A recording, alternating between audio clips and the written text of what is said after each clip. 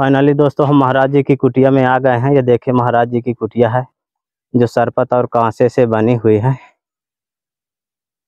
बहुत साधारण सी कुटिया है और चारों तरफ से आपको जंगलों के ही दृश्य देखने को मिलेंगे और इधर नीचे साइड गंगा मैया के दृश्य देखने को मिलेंगे और काफ़ी ऊंचाई में महाराज जी की कुटिया है।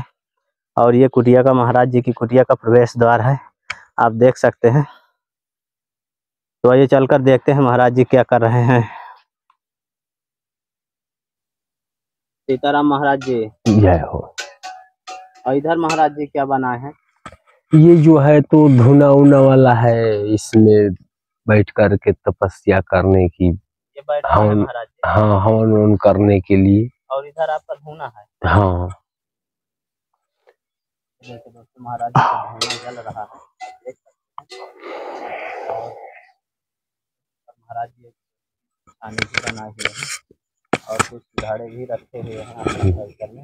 महाराज जी घड़े किस लिए रखे हैं? ये गर्मी में जैसे जल उल पीने के लिए बढ़िया जल छान करके रख दिया जाता है, उसके लिए जल पीने के लिए। अच्छा। हाँ, यहाँ कोई भी मान लीजिए रास्ता पर का कोई मूर्ति आता है तो जल उल गर्मी के लिए। अच्छा। हाँ, घड़ा में ठंडक जल रहता है पीने से सही। महाराज जी आपके चारों तरफ से कुटिया खुली है। हाँ, यहाँ जानवर नहीं आते?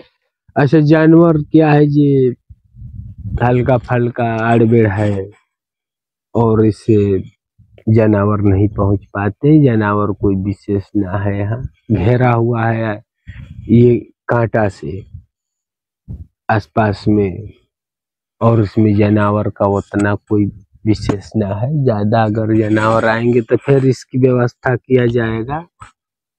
इसमें महाराज जी क्या रखते हैं डब्बे में? कौन वाले? ये जल पात्र का है। ये महाराज जी ये वाले ये स्वरूप की चंदन है। अच्छा। हाँ, चंदन वगैरह। हाँ। देखिए दोस्तों महाराज जी अपना चंदन वगैरह लगाने की तैयारी में है। चारों तरफ से आपको इस तरह के बाढ़ देखने को मिलेंगे। जय हो। महाराज जी चारों तरफ से आपने इसी तरह से बाउंड्री बना रखी है कांटे की।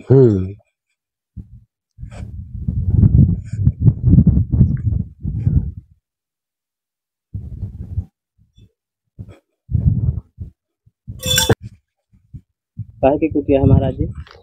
कच्ची कुटिया, घास का जंगल किसको कहते हैं, कच्ची कुटिया। हाँ, तो स्वयं बना है महाराज जी? हाँ। अच्छा, भोजन प्रसाद स्वयं बनाते हैं?